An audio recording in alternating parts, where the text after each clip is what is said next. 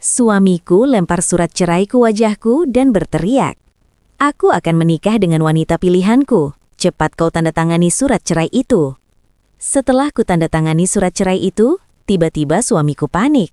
"Tidak, tunggu, itu." Ternyata rahasianya, udara di dalam ruang kerja itu terasa menusuk. Bukan hanya karena pendingin ruangan sentral yang disetel pada suhu terendah, melainkan karena keheningan yang membekukan tulang. Di atas meja marmer hitam yang luas, sebuah mahakarya impor dari Italia yang didatangkan khusus 6 bulan lalu, tergeletak sebuah map berwarna biru tua. Kertas di dalamnya menyembul sedikit, menampilkan judul yang dicetak tebal dengan tinta hitam yang seolah mengejek, Surat Perjanjian Perceraian. Risma duduk mematung di kursi kulit yang menghadap meja besar itu. Jemarinya yang kurus dan pucat bertaut di pangkuan, meremas kain kotun sederhananya hingga kusuk. Matanya menatap nanar pada baris-baris kalimat hukum yang tertera di sana. Namun pikirannya melayang jauh, mencoba mencerna bagaimana 5 tahun pengabdian dan cinta tanpa syarat bisa bermuara pada selembar kertas ini. Di seberang meja, Faro berdiri membelakangi jendela kaca raksasa yang menampilkan pemandangan cakrawala kota Jakarta yang gemerlap. Siluet tubuhnya tampak gagah dalam balutan setelan jas bispok berwarna abu-abu arang, potongan yang sempurna membalut bahunya yang tegap. Ia menyesap whisky dari gelas kristal di tangannya, lalu memutar tubuhnya perlahan. Wajah yang dulu Risma puja karena kelembutannya, kini terlipat dalam ekspresi kejenuhan yang tidak ditutup-tutupi. "Jangan buang waktuku lagi, Risma." Suara Faro memecah keheningan. Nadanya datar, dingin, dan tanpa emosi. "Pena itu ada di depanmu. Tanda tangani, dan kamu bisa keluar dari sini. Bawa barang-barangmu yang tidak berharga itu." Risma mengangkat wajahnya perlahan. Ada genangan air mata yang tertahan di pelupuk matanya, namun ia menolak membiarkannya jatuh. "Faro, apakah benar-benar tidak ada lagi yang tersisa? 5 tahun, kita membangun semua ini dari nol. Kamu ingat saat kita berbagi satu bungkus mie instan di kamar kos yang bocor? Kamu ingat janjimu?" Faro mendengus kasar, suara tawa sinis lolos dari bibirnya. Ia meletakkan gelas kristalnya dengan bunyi tak yang keras di atas meja, membuat Risma sedikit tersentak. Pria itu mencondongkan tubuhnya ke depan, menumpukan kedua tangannya di meja, menatap Risma seolah sedang meneliti seekor serangga yang menjijikan. "Itulah masalahmu, Risma. Kamu selalu hidup di masa lalu," desis Faro. Aroma alkohol mahal dan parfum maskulin yang tajam menguar dari tubuhnya. "Lihat sekelilingmu. Lihat ruangan ini. Lihat aku. Aku bukan lagi mahasiswa miskin yang butuh disuapi mie instan. Aku adalah CEO dari Arta Group. Aku memimpin ratusan karyawan. Aku bernegosiasi dengan triliuner." Faro menegakkan tubuhnya kembali, merapikan kerah jasnya dengan gerakan angkuh. "Dan kamu masih sama seperti 5 tahun lalu. Wanita rumahan yang baunya seperti bawang dan pembersih lantai. Kamu tidak tumbuh, Risma. Kamu stagnan. Kamu kusam." Risma merasakan dadanya sesak, seolah ada tangan tak kasat mata yang meremas jantungnya. "Aku mengurus rumah ini, Faro. Aku mengurus kebutuhanmu agar kamu bisa fokus bekerja. Cukup," bentak Faro. Suaranya menggema di ruangan luas itu. Ia melangkah memutari meja, mendekati Risma hingga bayangannya menutupi tubuh wanita itu. "Jangan mengagung-agungkan pekerjaan pembantu seolah itu prestasi. Siapa saja bisa mencuci baju, siapa saja bisa memasak, tapi tidak siapa saja bisa berdiri di sampingku di pesta gala." Faro mengeluarkan ponselnya, mengusap layarnya sekilas, lalu memperlihatkan sebuah foto kepada Risma. Di layar itu, tampak Faro tersenyum lebar sambil merangkul seorang wanita cantik dengan gaun merah menyala yang memamerkan lekuk tubuh indahnya. "Selena." "Lihat dia," ujar Faro. Suaranya melembut, penuh kekaguman yang memuakkan bagi Risma. "Selena, dia bukan hanya cantik, dia cerdas. Dia lulusan luar negeri, dia mengerti bisnis, dia tahu cara membawa diri di depan kolega-kolegaku. Dia bersinar, Risma. Dia seperti berlian yang melengkapi mahkotaku." Faro menarik kembali ponselnya dan menatap Risma dengan tatapan merendahkan yang tajam. "Sedangkan kamu hanyalah kuman yang menempel di sepatuku, menjijikkan, mengganggu, dan harus dibersihkan agar aku bisa melangkah ke tempat yang lebih tinggi." Kata-kata itu menghantam Risma lebih keras daripada tamparan fisik. Kuman. Suaminya, Pria yang ia dukung mati-matian, pria yang ia biayai pendidikan manajemennya secara diam-diam melalui dana warisan yang tak pernah ia sebutkan, kini menyebutnya kuman. Selena adalah masa depanku, lanjut Faro, kembali menuju kursi kebesarannya dan duduk dengan santai. Ia menyilangkan kaki, merasa di atas angin. Kamu adalah sejarah yang memalukan. Aku sudah berbaik hati memberikanmu apartemen tua milik orang tuamu itu. Itu lebih dari cukup untuk wanita sepertimu. Jangan berharap pesangon atau bagian saham. Kamu tidak berkontribusi apapun pada bisnis ini selain doa-doa cengeng-cengengmu. Risma menunduk lalu dada, menatap pena Montblanc berlapis emas yang tergeletak di samping kertas perceraian itu. Hatinya yang semula perih karena luka pengkhianatan, perlahan mulai membeku. Rasa sakit itu bertransformasi menjadi sesuatu yang lain, sesuatu yang dingin, haras, dan tajam. Ia mengingat malam-malam panjang ketika Faro tertidur pulas, sementara Risma memeriksa laporan keuangan perusahaan, memperbaiki strategi investasi, dan menyuntikkan dana segar melalui perantara pengacara kepercayaannya agar perusahaan Faro tidak bangkrut di tahun pertama.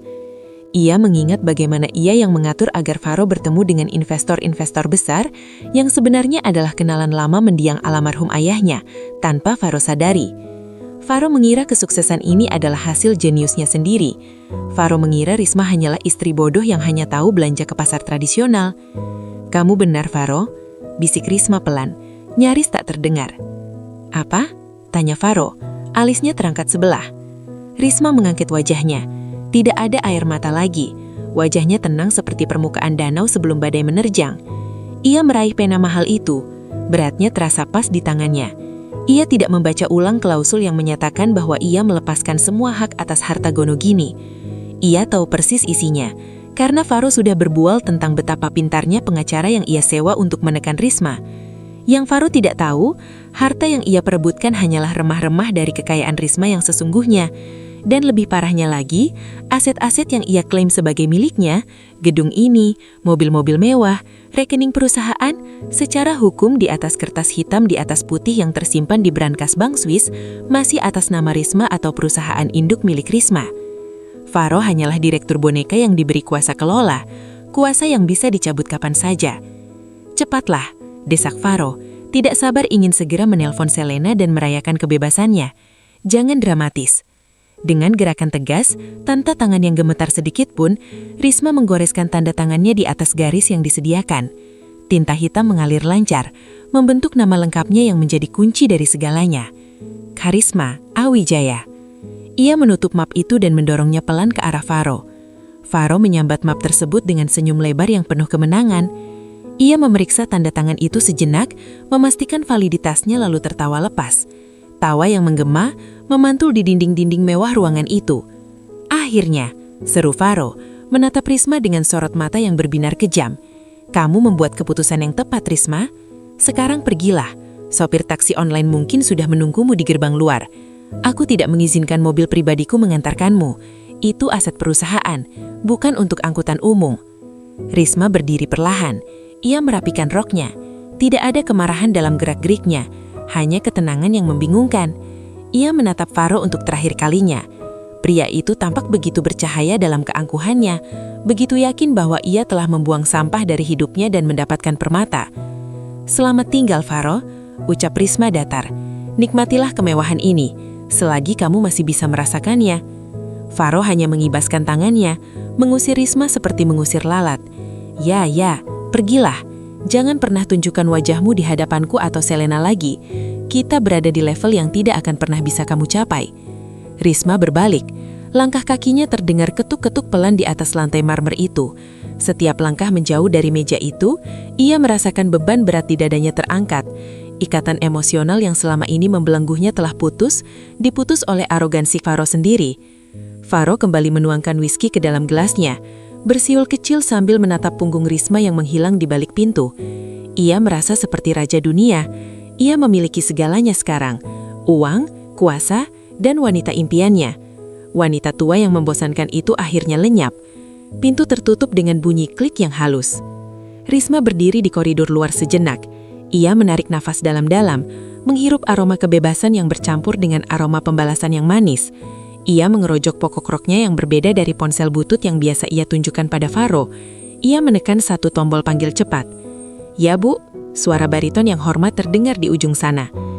"Proses perceraian sudah ditandatangani," ucap Risma. Suaranya berubah total, berwibawa, tajam dan penuh kuasa. Tidak ada lagi nada istri yang submisif. "Jalankan protokol 0, bekukan semuanya, sekarang." Tanpa menunggu jawaban, Risma mematikan sambungan telepon dan berjalan menyusuri lorong panjang rumah megah itu, yang sebentar lagi akan menjadi saksi bisu kehancuran pria yang baru saja menertawakannya di dalam sana. Faro mengira ia baru saja membuang kuman. Ia tidak sadar, ia baru saja membangunkan sang pemilik semesta yang sedang tidur. Hening. Hanya itu yang tersisa di ruang tamu megah itu setelah punggung Risma menghilang di balik pintu jati yang berat. Suara klik pelan dari kunci pintu yang menutup otomatis terdengar kontras dengan detak jantung Faro yang masih memburu karena euforia. Faro menghempaskan tubuhnya ke sofa kulit berwarna krem buatan Italia, merentangkan kedua tangan yang lebar-lebar seolah ingin merengkuh seluruh kebebasan yang baru saja ia dapatkan. Ia menatap langit-langit ruangan yang dihiasi lampu gantung kristal, senyum kemenangan terukir jelas di wajahnya yang tampan namun kini terlihat begitu angkuh. Akhirnya, gumam Faro, menghela nafas panjang. Wanita membosankan itu pergi juga dari hidupku. Selena, yang sejak tadi berdiri di sudut ruangan sambil meminum segelas wine, melangkah mendekat dengan pinggulnya yang bergoyang sengaja. Ia meletakkan gelasnya di meja marmer, lalu duduk di pangkuan Faro, melingkarkan lengannya di leher pria itu. Aroma parfum mahal yang menyengat, yang dibeli dengan kartu kredit tambahan dari rekening perusahaan Faro, menguar memenuhi udara. "Kamu hebat sayang," bisik Selena manja. Jari-jarinya yang lentik dengan kuku bercak merah darah bermain di kerah kemeja Faro. "Aku sempat khawatir dia akan menuntut pembagian harta gono gini yang rumit.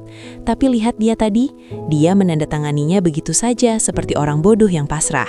Dia benar-benar tidak tahu nilai dari kerajaan bisnis yang kamu bangun." Faro tertawa kecil, suara tawa yang meremehkan. "Risma, tahu soal bisnis, jangan bercanda. Satu-satunya yang dia tahu hanya resep masakan dan cara menyetrika kemeja. Dia tidak punya otak untuk memahami valuasi aset atau saham. Dia pikir dia sedang berkorban, padahal dia baru saja menyerahkan segalanya padaku tanpa perlawanan." Faro meraih ponsel pintar keluaran terbarunya yang tergeletak di meja, berniat mengirim pesan pada pengacaranya untuk segera memproses legalitas perceraian ke pengadilan agama besok pagi. Namun saat layar ponselnya menyala, keningnya berkerut. Sebuah notifikasi muncul, bukan dari pengacara, melainkan dari aplikasi perbankan prioritasnya. Tring, Faro mengabaikannya sejenak, mengira itu hanya laporan transaksi otomatis bulanan. Namun sedetik kemudian, ponsel itu bergetar lagi.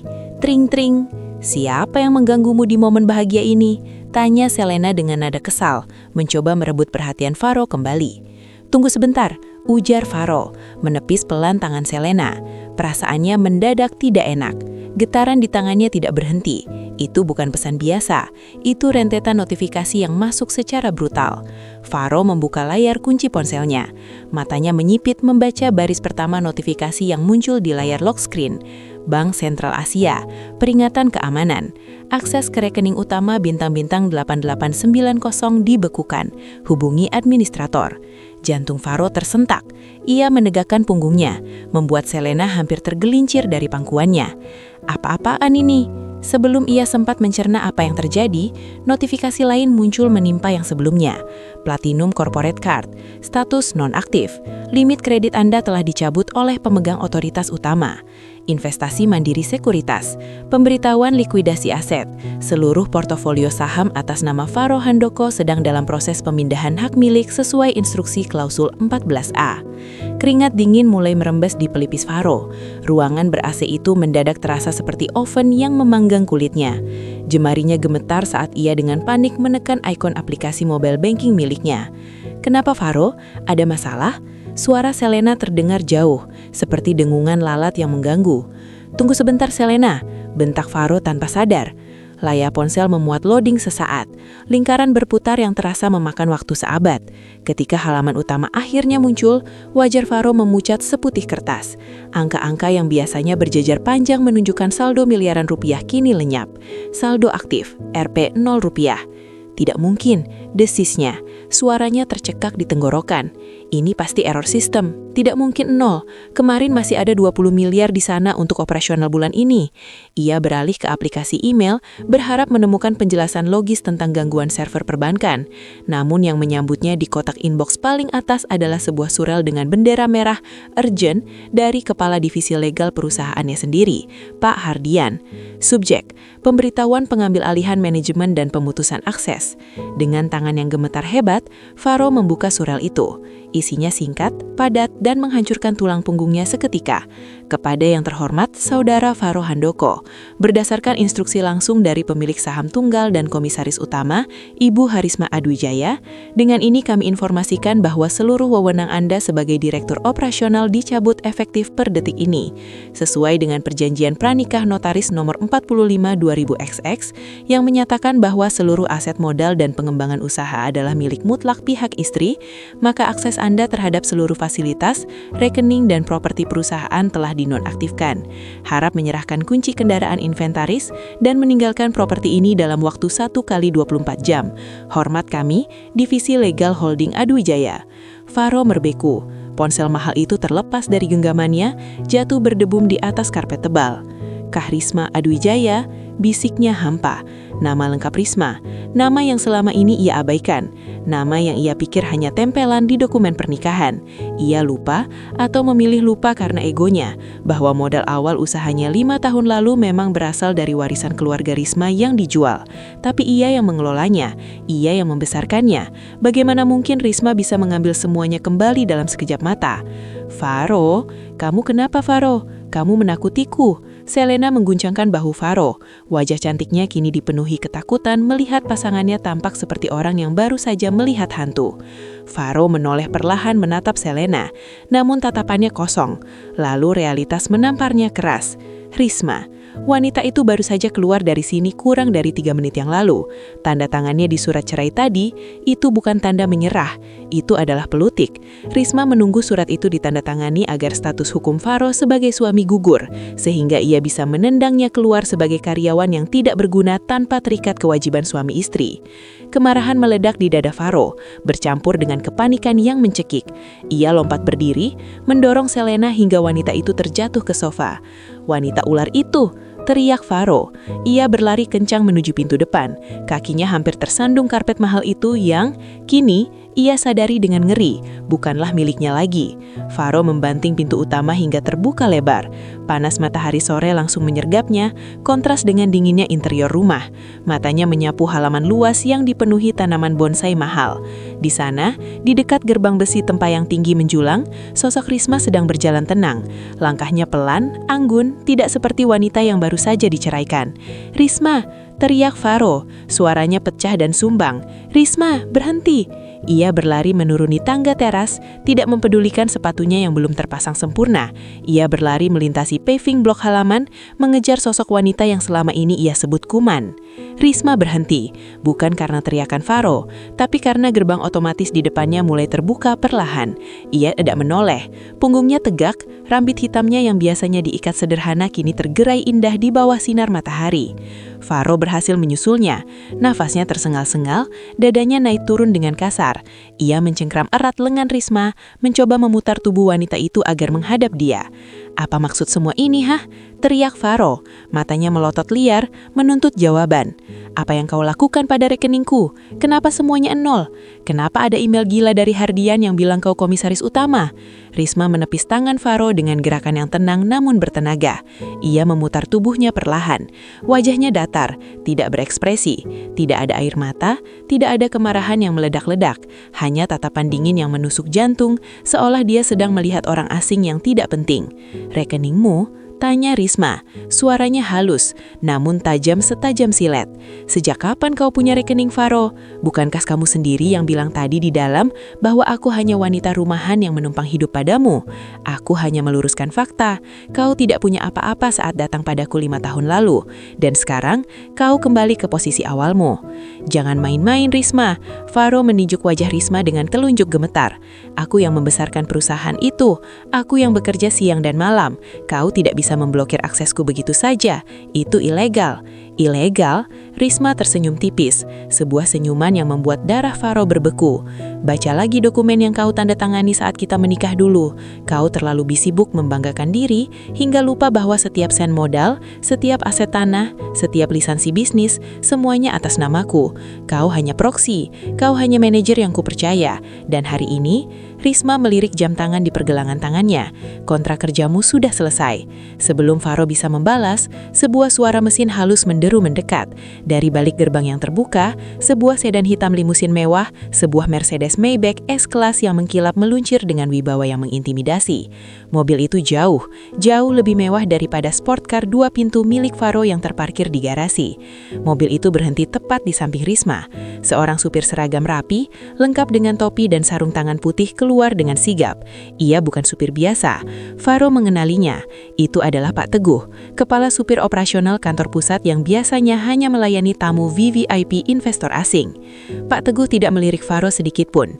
Ia berjalan memutar, membungkukkan badan dalam-dalam di hadapan Risma dengan rasa hormat yang tulus, lalu membukakan pintu penumpang belakang. "Selamat sore Ibu Pimpinan," sapa Pak Teguh dengan suara tegas dan hormat. Rapat Dewan Direksi sudah disiapkan sesuai instruksi Ibu.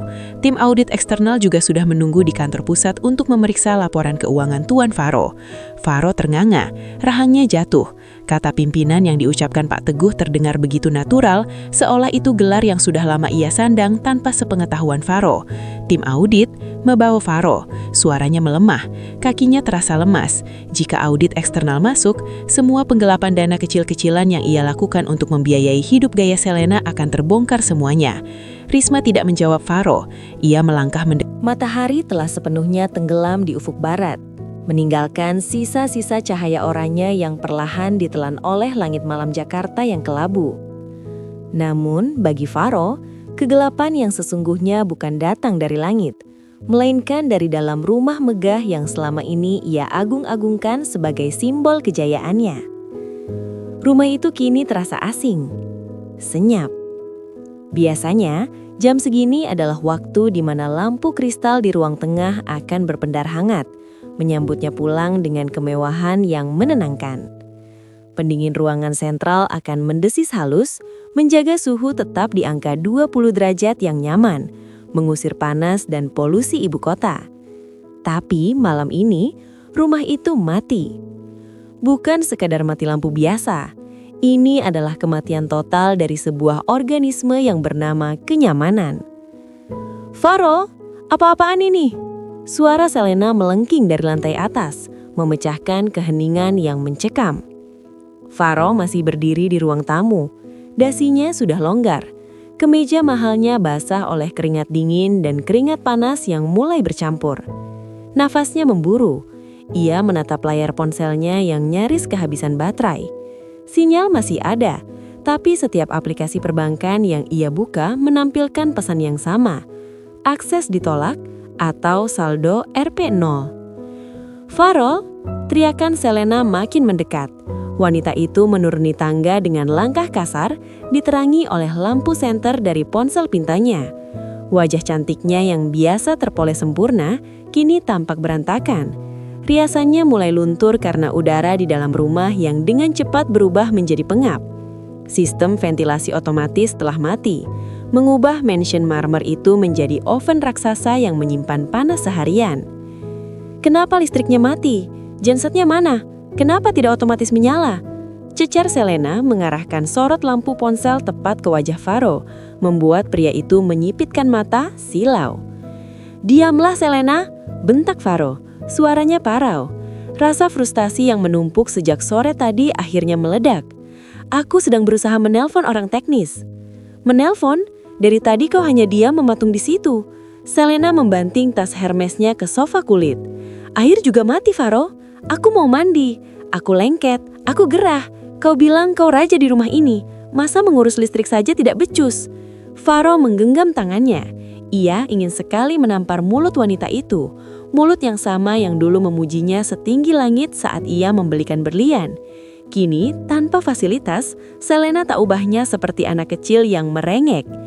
"Ini bukan pemadaman biasa," geram Faro, mencoba menekan tombol saklar lampu di dinding dengan sia-sia, seolah berharap keajaiban akan terjadi.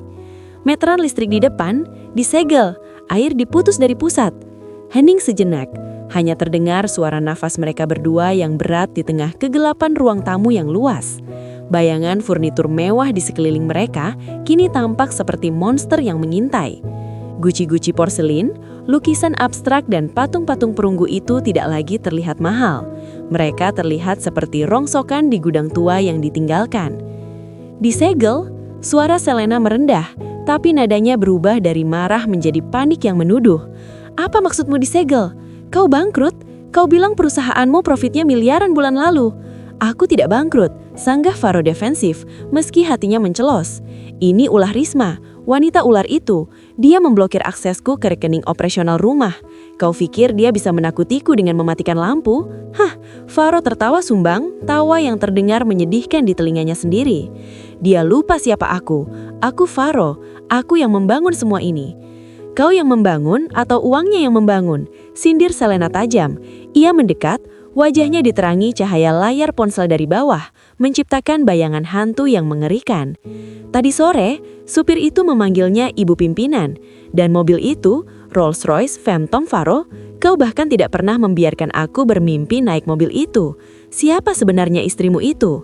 Faro terdiam, pertanyaan itu menghantam ulu hatinya. Siapa Risma? Selama 10 tahun, ia mengira Risma hanyalah wanita kampung yang beruntung dinikahinya. Wanita penurut yang mengurus berkas, yang diam saat dimarahi, yang tersenyum saat Faro pelang larut. Bagaimana mungkin ia tidak melihat bahwa tanda tangan Risma ada di setiap dokumen legalitas aset? Bagaimana mungkin ia begitu buta?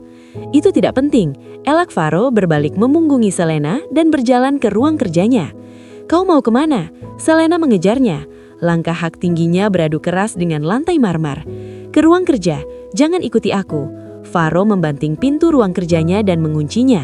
Jantungnya berdegup kencang. Ruangan itu gelap gulita, berbau kertas tua dan aroma kayu mahoni yang kini terasa menyesakkan karena ketiadaan sirkulasi udara. Sistem ventilasi otomatis telah mati, mengubah mansion marmer itu menjadi oven raksasa yang menyimpan panas seharian. Ini adalah kartu asku, harapan terakhirku. Selama 2 tahun terakhir, Faro diam-diam menyisihkan dana perusahaan. Bukan jumlah sedikit, sedikit demi sedikit ia memanipulasi laporan keuangan, mengambil selisih dari vendor, menaikkan markup proyek renovasi fiktif. Totalnya hampir $500 miliar. Uang itu tidak ia taruh di bank karena Risma sebagai komisaris mungkin bisa melacaknya. Tidak. Faro merasa jenius saat itu. Ia memasukkan semua uang curian itu ke dalam platform investasi kripto dan trading berjangka yang dijanjikan oleh seorang teman lamanya. Sebuah skema investasi yang menawarkan imbal hasil tinggi. Ia berencana menggunakan uang itu untuk membeli apartemen atas nama Selena, atau mungkin sebagai modal jika ia ingin lepas dari bayang-bayang perusahaan bersama. Lihat saja Risma, bisik Faro dengan gigi bergeretak. Keringat menetes dari pelipis Faro, membasahi kerah kemejanya yang sudah lucah. Nafasnya memburu, ia membuka laptop itu. Layarnya menyala, menyilaukan mata Faro yang terbiasa dengan kegelapan. Baterainya tinggal 15%, cukup untuk melakukan transfer.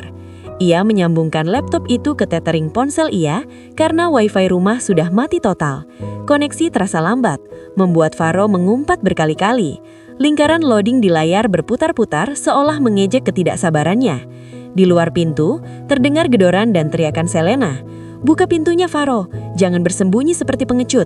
Di sini panas, aku tidak bisa bernafas. Setidaknya pesan hotel untuk kita malam ini.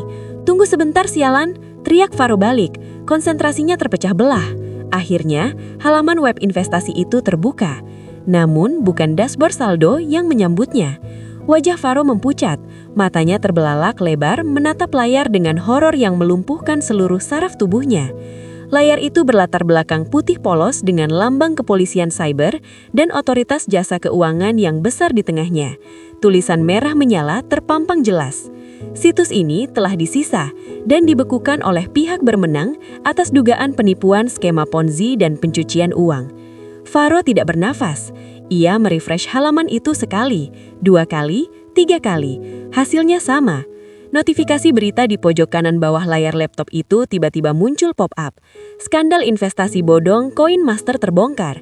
Pendiri kabur ke luar negeri, triliunan dana nasabah raib. Tidak, desis Faro. Suaranya hilang ditelan kegelapan. Tangannya bergemetar hebat hingga ia tak sengaja menyenggol tumpukan berkas di mejanya. Berkas-berkas itu jatuh berhamburan ke lantai. Faro tidak peduli. Ia menatap layar laptop itu seolah melihat hantu kematiannya sendiri. Uang itu, dana cadangan, jaring pengamannya, tiket kebebasannya, lenyap, menguap sebegitu saja. Ia tertipu. Pria yang merasa paling pintar memanipulasi istrinya ternyata telah dimanipulasi oleh penipu yang lebih ulung.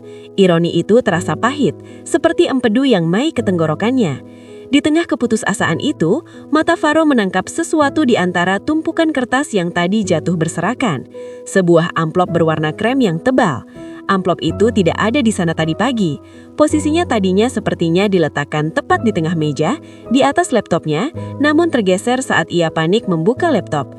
Di atas amplop itu tertulis satu nama dengan tulisan tangan yang sangat ia kenal. Tulisan tangan yang rapi, tegas, dan elegan. Untuk suamiku, Faro.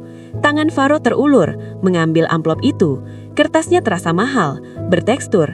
Ia membukanya dengan jari yang masih bergemetar, di dalamnya ada selembar surat. Ia mengarahkan senter ponselnya ke surat itu. Faro, saat kau membaca ini, kamu mungkin sedang mencari tabungan rahasiamu yang kau ambil dari markup proyek renovasi gudang tahun lalu dan selisih pembayaran vendor logistik bulan Maret. Jantung Faro berhenti sejenak. Dia tahu, Risma tahu, detailnya. Aku tahu kau memasukkannya ke platform investasi itu. Aku sudah memperingatkanmu secara halus 6 bulan lalu saat kita makan malam tentang bahaya investasi bodong yang sedang marak. Tapi seperti biasa, kau memotong pembicaraanku dan bilang aku tidak mengerti apa-apa soal keuangan modern. Aku tidak mencegahmu mengambil uang perusahaan. Aku membiarkannya. Aku mencatatnya sebagai utang pribadi direksi dalam pembukuan internal yang tidak pernah kau periksa. Aku melindungimu, Faro. Selama ini aku menjadi tembok yang menahan atap agar tidak runtuh menimpamu. Tapi hari ini, kau memilih untuk meruntuhkan tembok itu sendiri.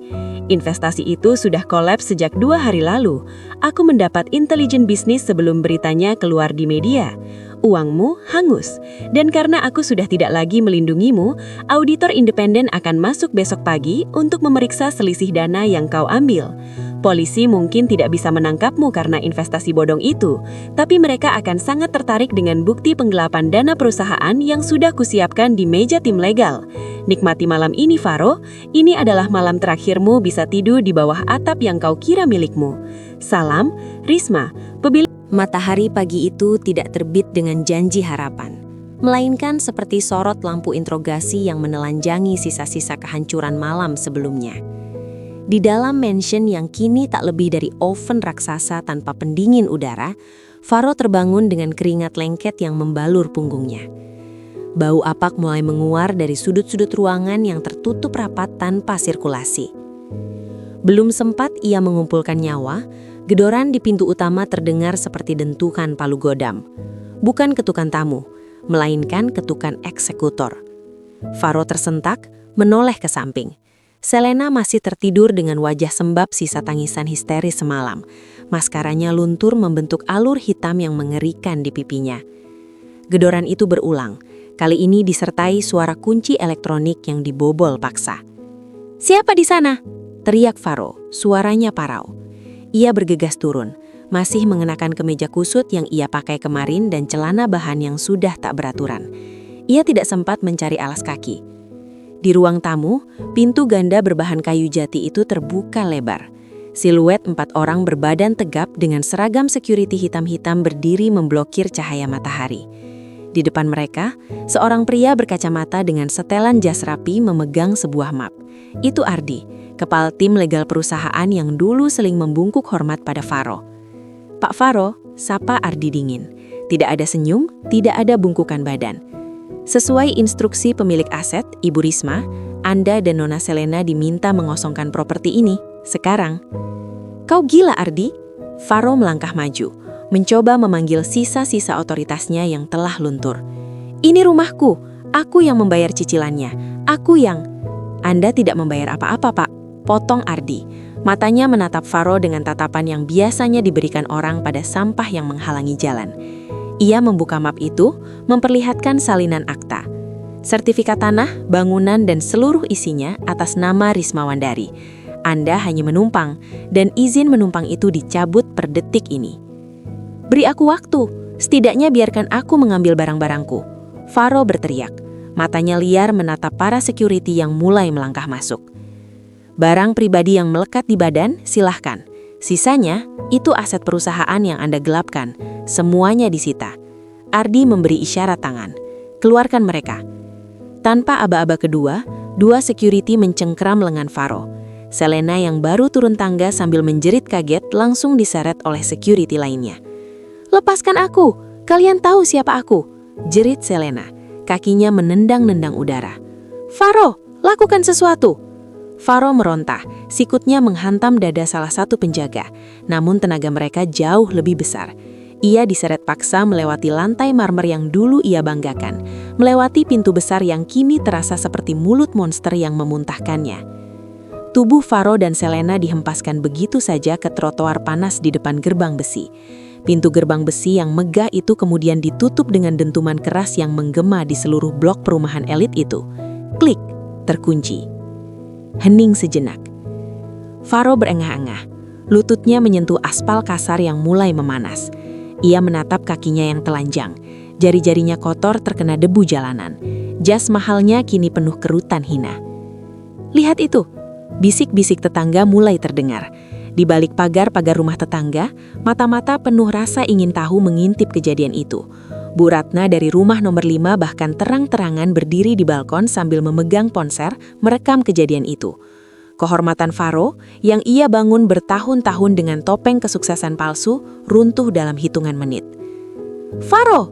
Teriakan Selena memecah rasa malu itu menjadi kepingan amarah.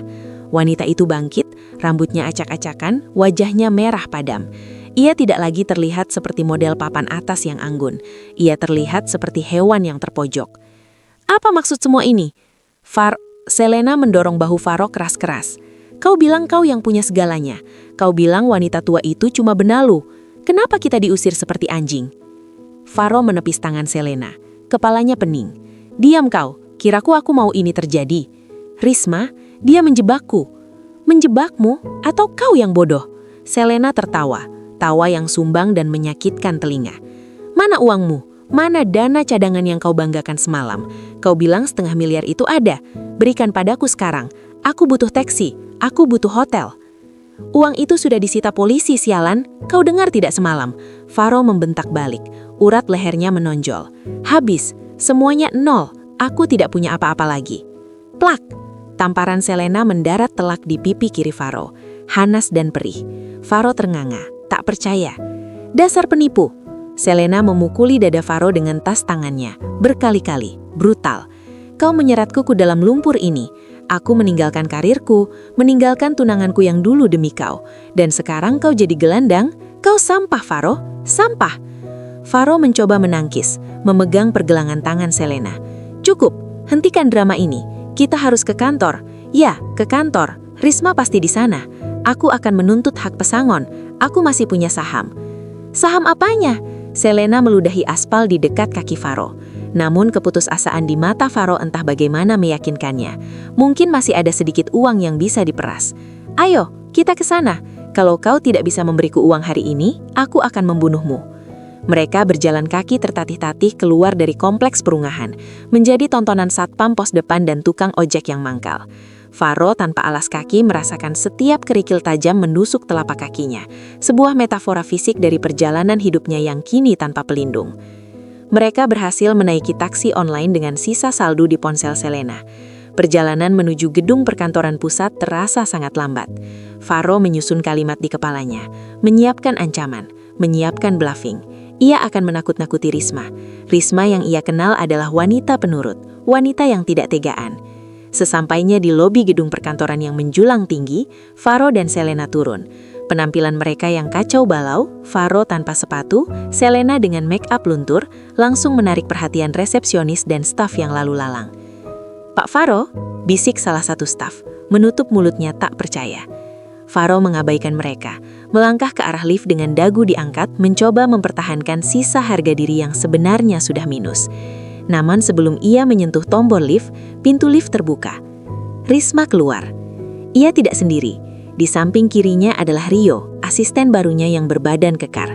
Di samping kanannya, 2 orang petugas kepolisian berseragam lengkap. Dan di belakangnya, tim legal yang tadi mengusir Faro. "Risma!" seru Faro, suaranya menggema di lobi.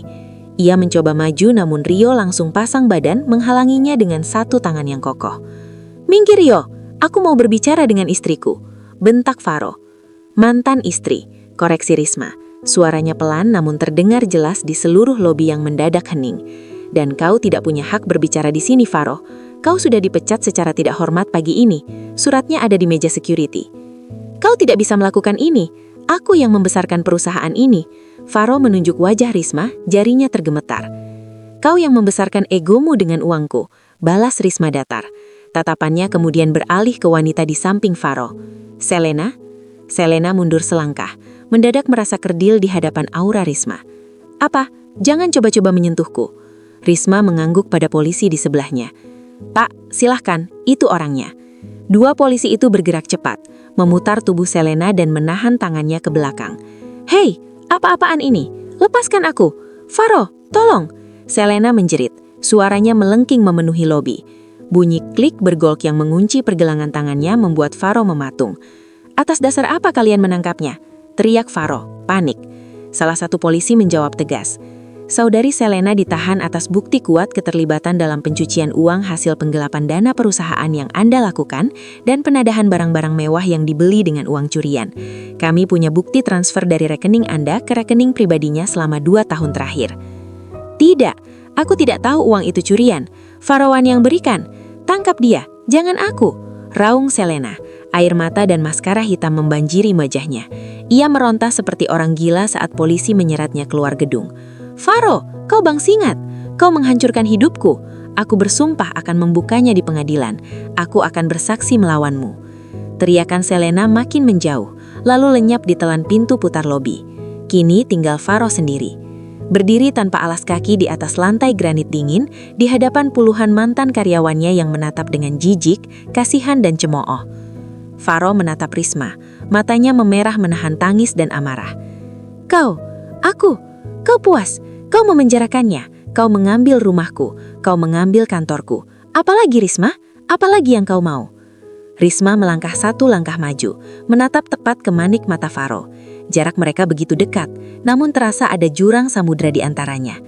"Aku tidak mengambil apa-apa, Faro," ucap Risma lembut namun menusuk. "Aku hanya mengambil kembali apa yang memang milikku. Dan soal Selena, aku tidak memenjarakannya karena cemburu. Aku memenjarakannya karena ia menikmati uang keringat ratusan karyawan yang gajinya kau potong demi membelikannya tas Hermes." Risma tahu, Risma sudah tahu sejak lama dan mencatat semuanya. Risma berbalik badan, memberi isyarat pada Rio. "Usir orang asing ini dari lobi, dia mengganggu pemandangan." Risma, tunggu!"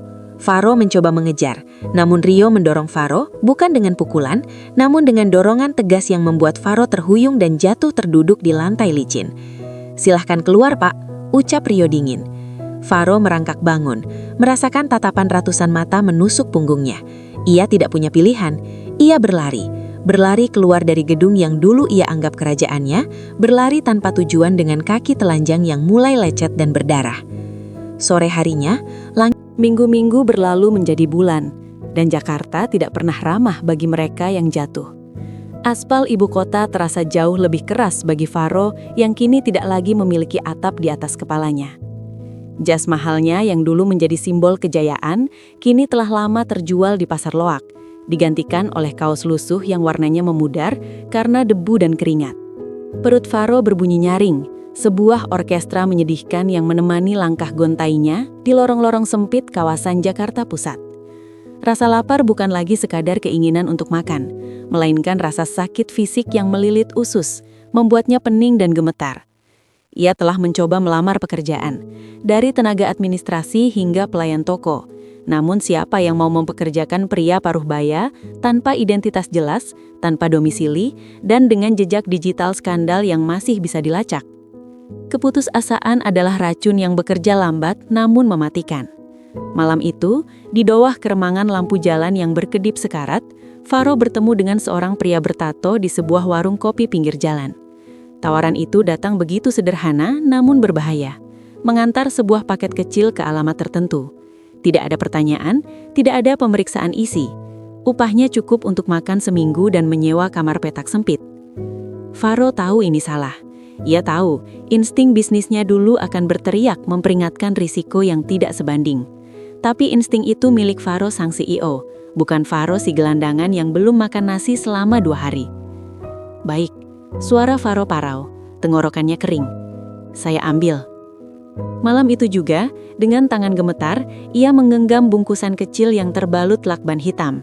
Ia berjalan menyusuri ganggang tikus di daerah Tanah Abang, jantungnya berdegup kencang seolah hendak merobek rongga dadanya. Setiap kali mendengar sirine di kejauhan, keringat dingin mengucur di punggungnya. Ia merasa seperti tikus yang sedang diawasi oleh ribuan mata kucing. Saat ia sampai di titik pertemuan, sebuah gudang tua di belakang deretan ruko tekstil yang sudah tutup, langkahnya terhenti. Suasana terlalu sepi, hening yang tidak wajar.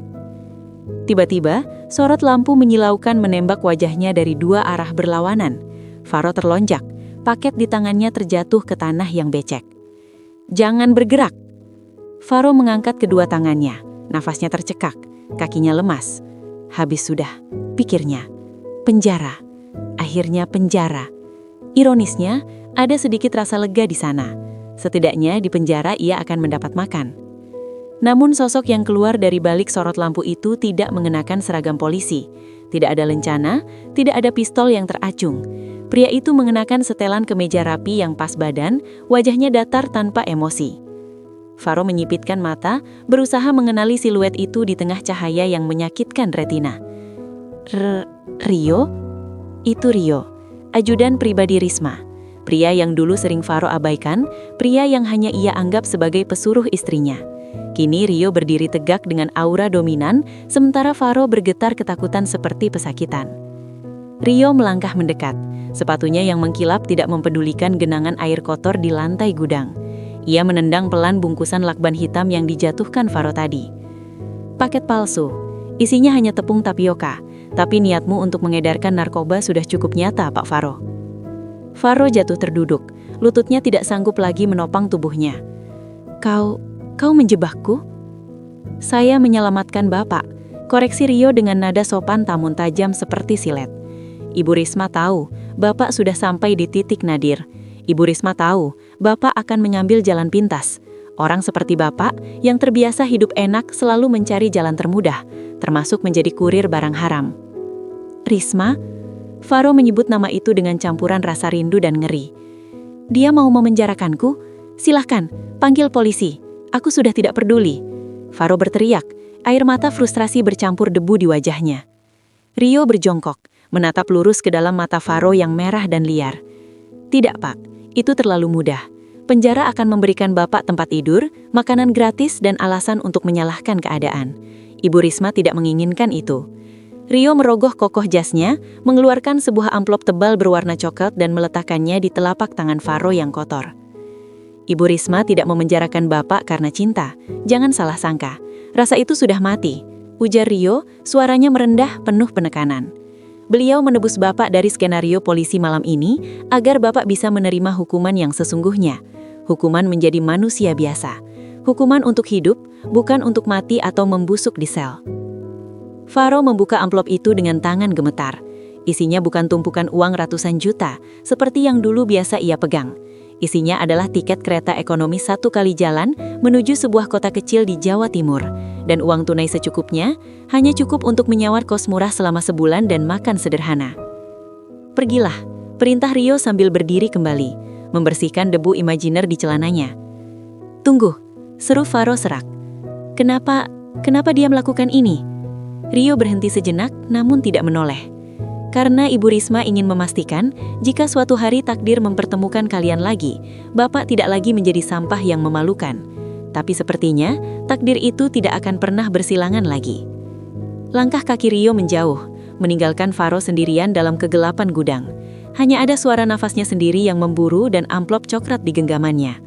Faro menangis malam itu, bukan tangisan manja seperti saat ia kehilangan rumah ibunya, melainkan tangisan ketakutan dan kesadaran. Ia benar-benar sendirian sekarang, tidak ada jaring pengaman. 1 tahun kemudian, Hotel Grand Hyatt Jakarta bermandikan cahaya gonasin. Lampu kristal raksasa menggantung di langit-langit ballroom, memantulkan kilau dari gaun-gaun malam dan perhiasan para tamu undangan. Suara denting gelas dan percakapan sopan memenuhi udara yang beraroma parfum mahal dan bunga lili. Segar. Di atas panggung megah, seorang wanita berdiri anggun di balik podium. Risma. Ia mengenakan kebaya modern berwarna biru tua, sederhana namun memancarkan kewibawaan yang luar biasa. Hambutnya disanggul rapi, memperlihatkan leher jenjangnya yang kini tegak tidak lagi tertunduk patuh, seperti tahun-tahun sebelumnya. Penghargaan wanita inspiratif tahun ini jatuh kepada Ibu Risma Aulia. Tepuk tangan membahana, memekakkan telinga. Risma menyenyum, senyum yang tulus dan sampai ke matanya. Ia menerima trofi kristal itu, merasakannya berat namun melegakan. "Terima kasih," ucap Risma di depan mikrofon, suaranya tenang dan mantap. "Penghargaan ini bukan tentang seberapa banyak aset yang saya miliki atau seberapa sukses perusahaan yang saya pimpin. Ini tentang keberanian untuk melepaskan apa yang menyakiti kita dan keberanian untuk berdiri di atas kaki sendiri." Risma menatap lautan manusia di hadapannya. Tidak ada setitik pun kebencian di hatinya. Masa lalu yang kelam, pengkhianatan Faro, kekejaman Selena, semuanya terasa seperti mimpi buruk dari kehidupan orang lain. Ia telah memaafkan dirinya sendiri karena pernah begitu buta, dan dalam proses itu, ia juga melepaskan amarahnya pada Faro. Ia tidak lagi peduli di mana pria itu berada. Ia sudah selesai. Sementara itu, ratusan kilometer dari kemewahan Jakarta, suasana yang sangat berbeda terjadi di Pasar Induk Kramat Jati. Waktu menunjukkan jam 2 dini hari. Udara beramis, campuran dari aroma sayuran busuk, tanah basah dan keringat ratusan manusia yang berjejal di setiap lantai. Lantai pasar becek oleh lumpur hitam yang terciprat setiap kalu sepatu boot karet menghentak. Hiruk-pikuk tawar-menawar harga cabai dan bawang bersahutan dengan suara klakson truk pengangkut barang. "Oi, awas jalan!" Seorang pria dengan kaos singlet yang sudah bolong di bagian bahu minggir sedikit, memberi jalan pada gerobak sayur yang melintas. Pria itu adalah Faro. Tubuhnya berubah drastis. Perut buncit akibat makan malam mewah dan anggur mahal hilang, digantikan oleh otot-otot kawat yang terbentuk karena kerja keras. Kulitnya yang dulu terawat kini terbakar surya, kasar dan penuh goresan. Rambutnya dipotong pendek nyaris botak demi kepraktisan. "Faro, itu beras 50 kilo di truk nomor 4 belum turun. Cepat sedikit," teriak sang mandor dari kejauhan.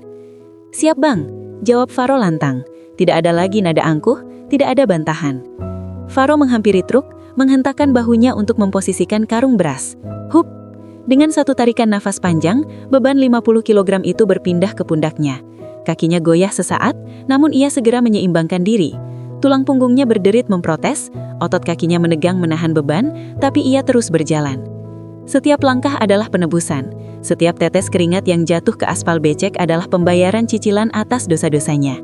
Ia hidup dari upah harian, makan nasi bungkus di warteg, dan tidur di kontrakan sempit bersama 3 kuli lainnya. Tapi anehnya, ia tidur lebih kenyang sekarang daripada saat ia tidur di kasur seharga puluhan juta. Tidak ada kebohongan yang harus ia tututi, tidak ada topeng yang harus ia pakai. Saat Faro meletakkan karung beras itu di lapak pedagang, matanya menangkap cahaya dari sebuah televisi tabung kecil yang bertengger di atas rak rokor sebuah kios elektronik. Di layar bersemut itu, sebuah siaran ulang acara penghargaan sedang berlangsung. Kamera menyorot wajah seorang wanita yang sedang tersenyum memegang piala. Gerakan Faro terhenti. Ia berdiri mematung di tengah hiruk-pikuk pasar, mengabaikan teriakan orang-orang yang memintanya minggir. Itu Risma. Ia tampak begitu bercahaya, begitu jauh, seperti bintang di langit yang hanya bisa dilihat namun tak mungkin diraih oleh tangan yang penuh lumpur seperti miliknya. Risma terlihat bahagia, jenis kebahagiaan yang tidak pernah Faro berikan padanya selama pernikahan mereka. Seorang kuli lain menyonggol bahu Faro. "Kenapa lu Faro? Bengong aja. Cakep bener ya ibu itu. Orang kaya mah beda auranya." Faro terdiam sejenak, matanya tidak lepas dari layar kaca. Rasa sesak yang familiar menghantam dadanya, tapi kali ini bukan rasa ingin memiliki kembali, melainkan rasa malu yang mendalam.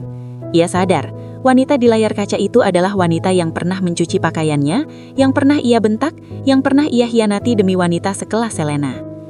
"Iya," gumam Faro pelan, suaranya nyaris tenggelam oleh deru mesin truk. "Dia memang wanita hebat,